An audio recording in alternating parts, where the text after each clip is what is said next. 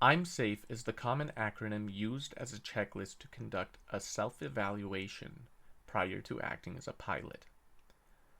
So in that spirit, I took the liberty of including some old pictures of myself from my teen years for my own amusement. Please bear with me.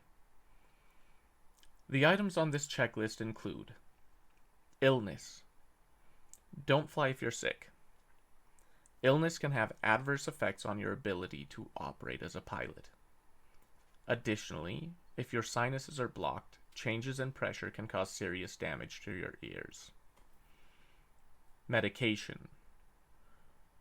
Related to that, several medications used to treat illness can also negatively impact your ability to fly.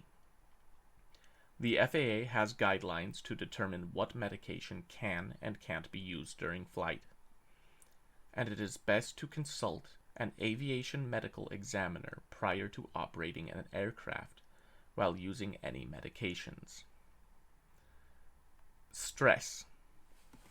When you're stressed out, you're not in the right headspace to fly. Your actions may be less rational and more impulsive. Moreover, any thoughts related to your stress can easily become a distraction from the task at hand. Alcohol. According to Title 14 of the Code of Federal Regulations, Part 91.17, no person may operate an aircraft within 8 hours of drinking alcohol with a blood alcohol level of 0.04% or greater, or while under the influence of alcohol. That last part is subtle but important. If you have a hangover, you are still under the influence of alcohol. Don't drink and drive, and don't drink and fly. Fatigue. There are two types of fatigue: acute fatigue and chronic fatigue. Acute fatigue is a short-term condition that can be cured with adequate rest. Chronic fatigue is more long-term and may be caused by a number of more complex factors. Don't fly while experiencing fatigue, and if you're experiencing chronic fatigue, it's a good idea to talk to a medical professional to determine the underlying cause. Eating.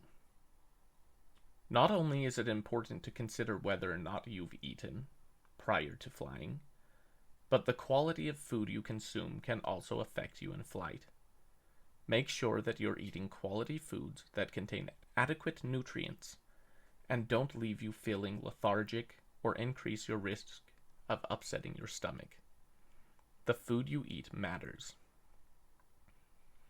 Oftentimes, people will also include emotions as an additional part of the E in this acronym.